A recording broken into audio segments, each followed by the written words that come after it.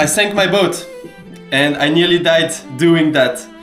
But I'm here to tell you today, June 10, when it happened, it was on September 17, and it was about time I had to make that video. Unfortunately, I didn't find the time, or just I didn't know how I was gonna put everything in that video, and I just took some time for myself to recover mentally from it. It was a really tough experience. It taught me a lot.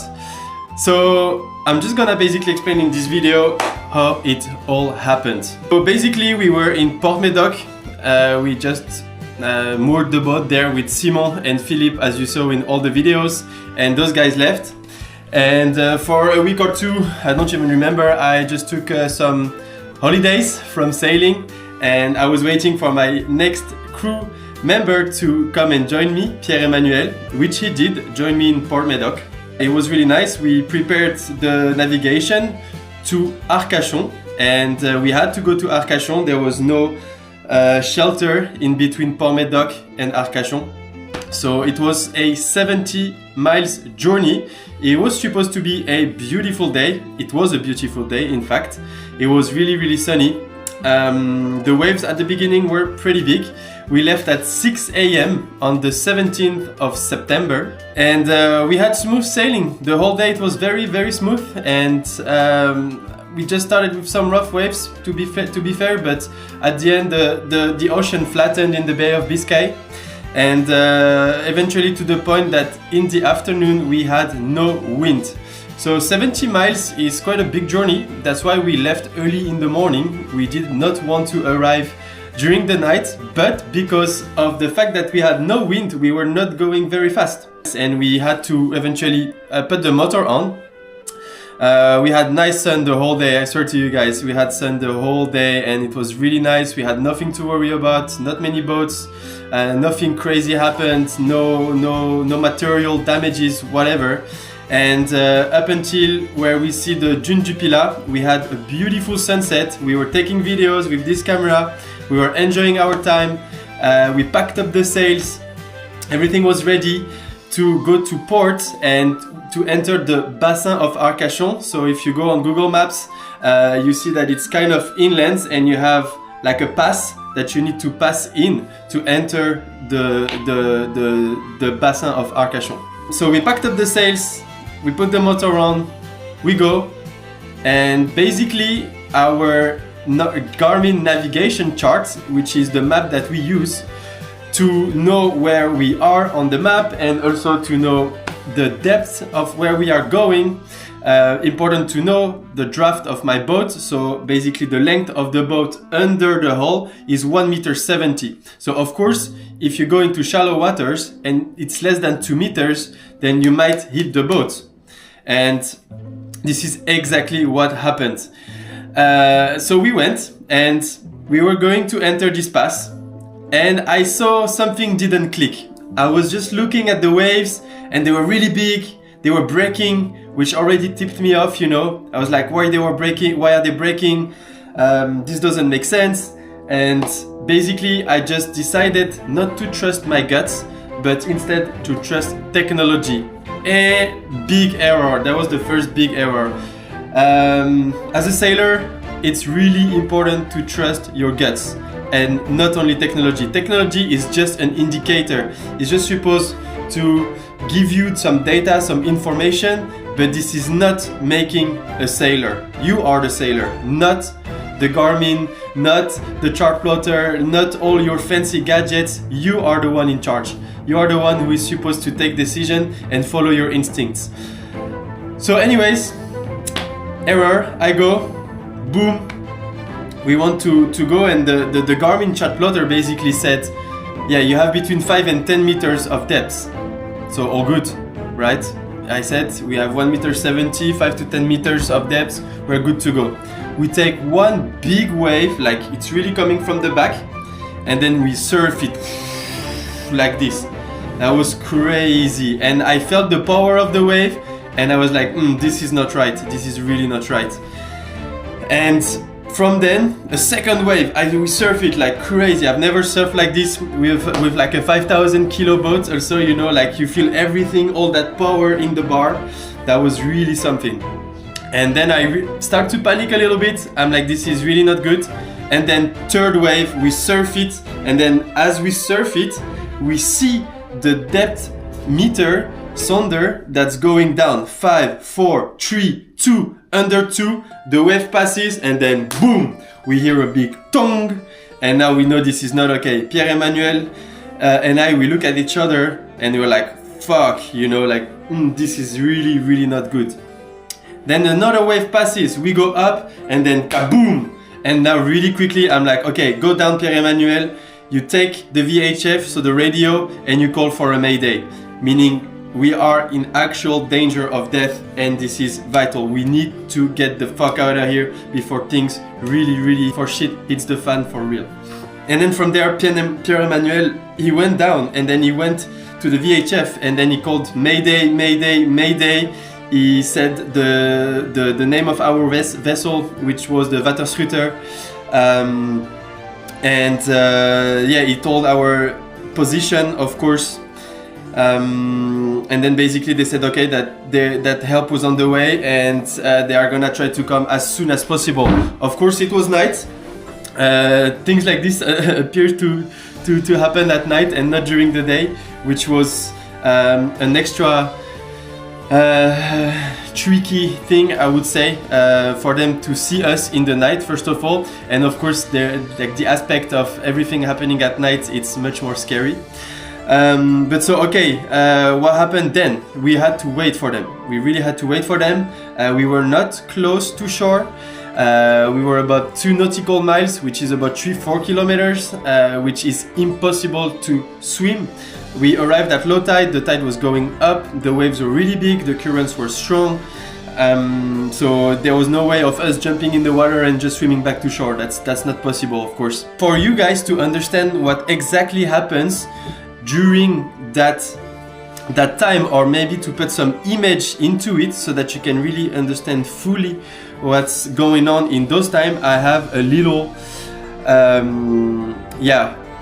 image, or like graphic that shows what happens step by step.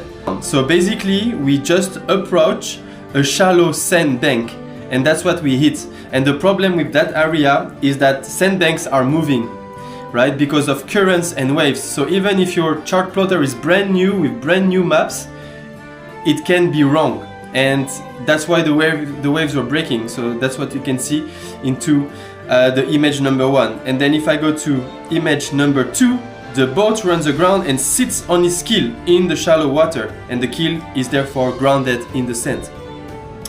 And then as we go, the waves are still passing.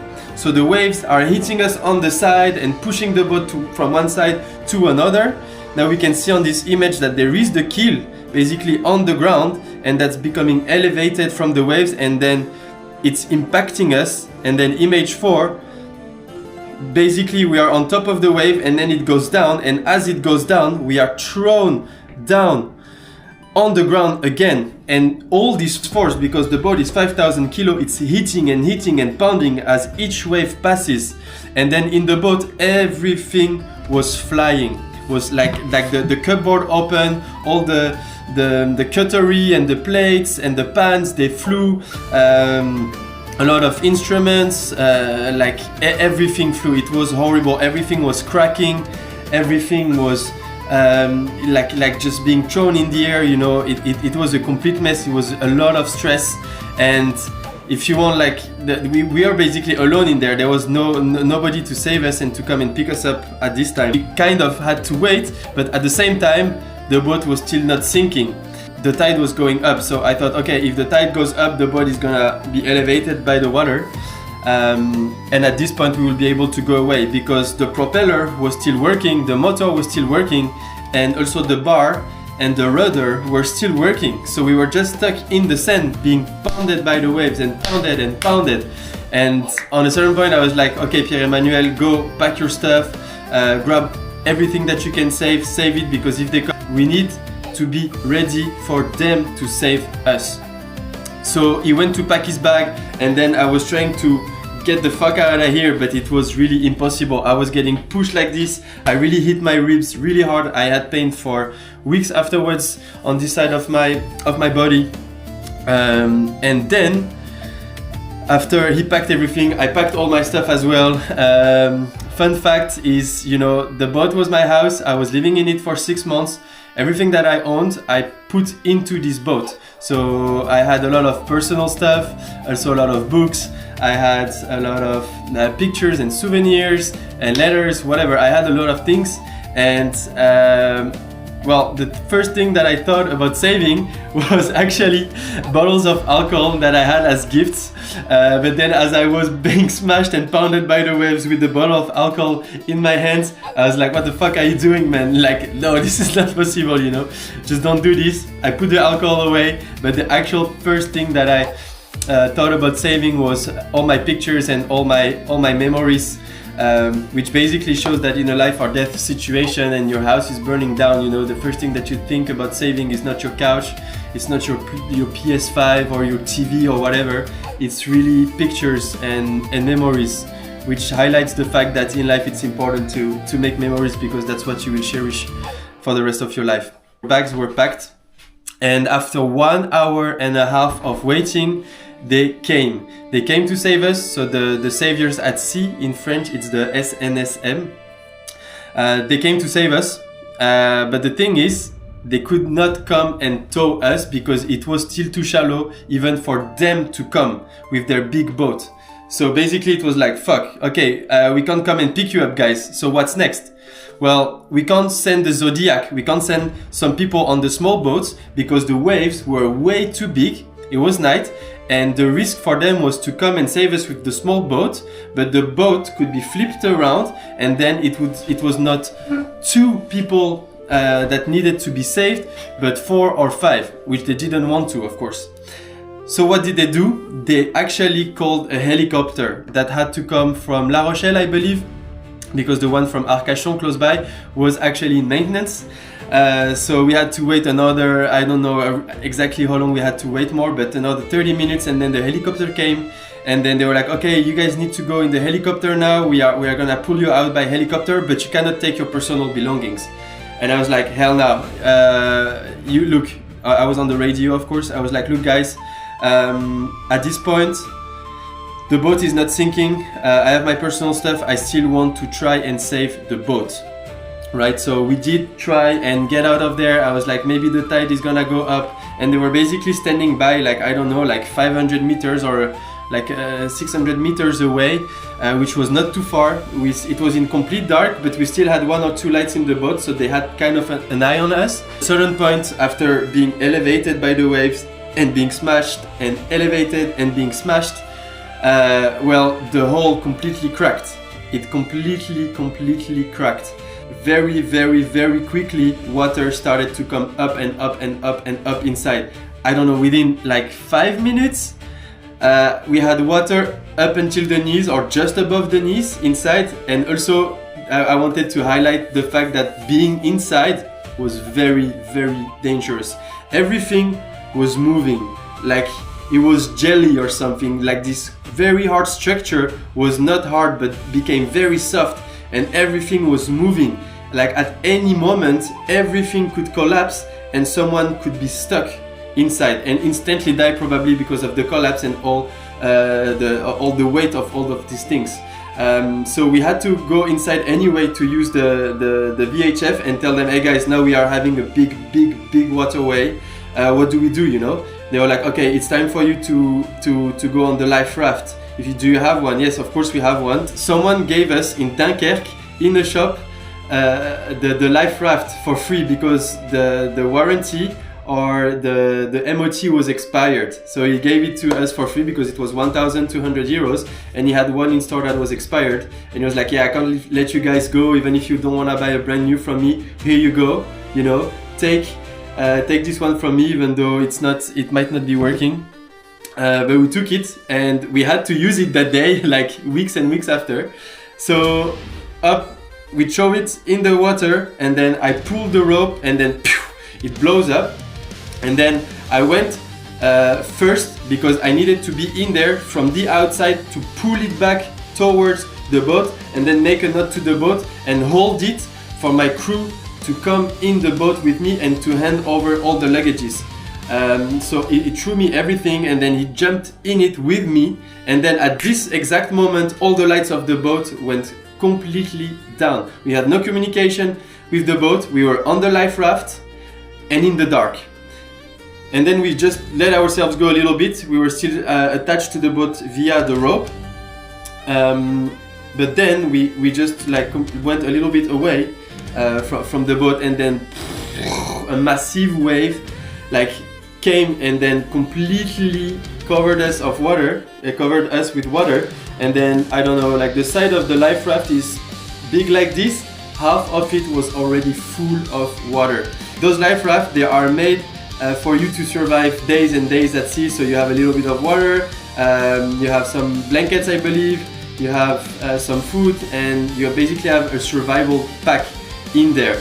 And then at this time it's like, okay, what are we doing? There is so much water. What do we do? And then he was my friend Pierre-Emmanuel. He took his knife out and he wanted to cut the bottle to basically take the water out and then throw it outside of the thing so it could float. And I said, no, bro, like put away your knife. Maybe with a wave we're gonna move, we're gonna stab each other, or we're gonna stab the life raft, so don't do that. Let's try to put like the cover so that if there is a second wave coming, it doesn't come in.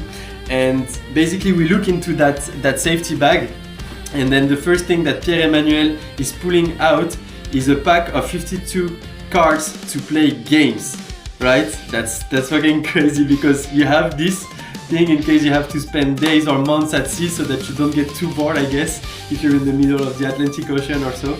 That's the first thing he grabs from the pack, and then he goes like this, I'm not gonna fucking play poker right now, and then he throws this into the water. Like very quickly we see this small boat coming, jumping the waves and coming towards us. That was the sailors at sea. They basically decided to come and rescue us because the lights turned off, and they knew that we were there at this time, but they could lose track of us very fast since the waves were really big and it was in the dark. So their decision was like, now we know where they are. If we don't go right now, we could lose them, they could die.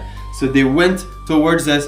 They were like super fast, like quick, come on board, throw your stuff. We threw our stuff in the boat, and then Pierre-Emmanuel goes first, I go second, and then basically we go away. And as we go away, the rope got entangled around my leg, and they were pulling me with the Zodiac and the rope, and it was really pulling my leg, and the guy was screaming, go back.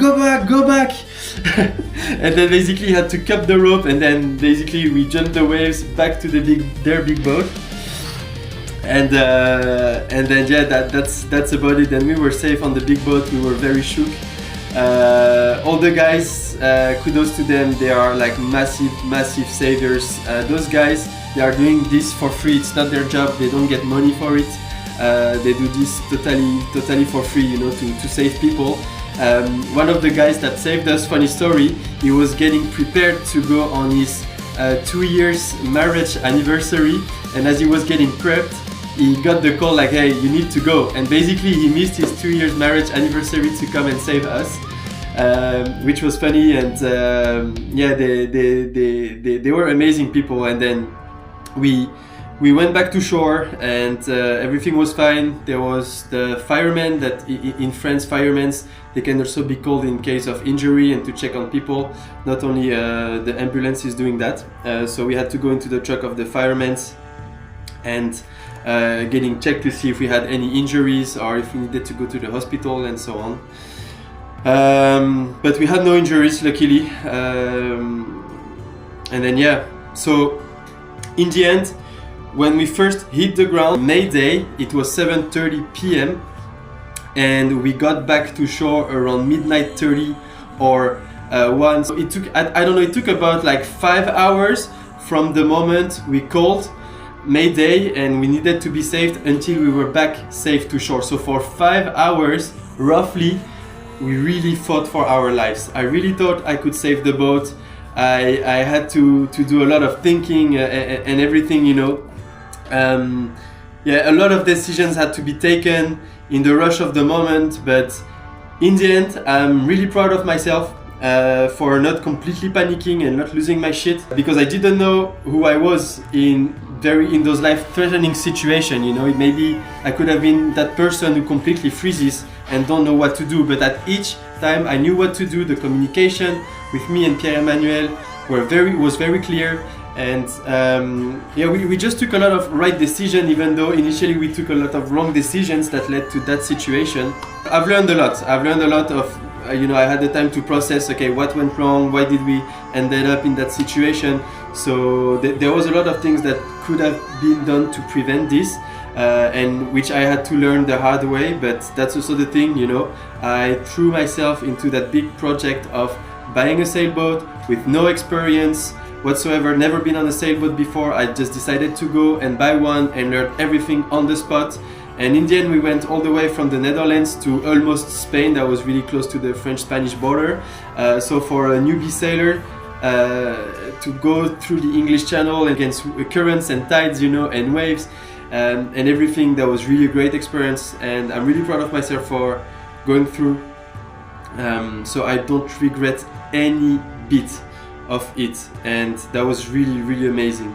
So what's next now? Basically, as you saw, I posted the past weeks a few videos. I went back to Corsica, I went back to sailing. It was with a crew this time, and we had an instructor, and we went along Corsica and everything, so it was also a good learning experience. But bottom line is, I really did not give up on that plan. I will never give up, and the plan remains the same, is to one day do a complete tour of the planet with my own sailing boat. That's my dream, and I will go through with that. So I will not give up, and very soon I will buy another sailboat and learn more and do more mistakes and maybe sink another boat. So what, you know, it's just learning. I'll buy a third one, and one day I will go around the world by my own means and with the wind. To finish the video, I'm just gonna basically put some images with some music, and so you guys can see the state of the boat at the end. And I hope that you enjoyed this video. Stay tuned for more. There is much more videos coming. There is much more adventures coming. We're gonna make this happen. Bye bye.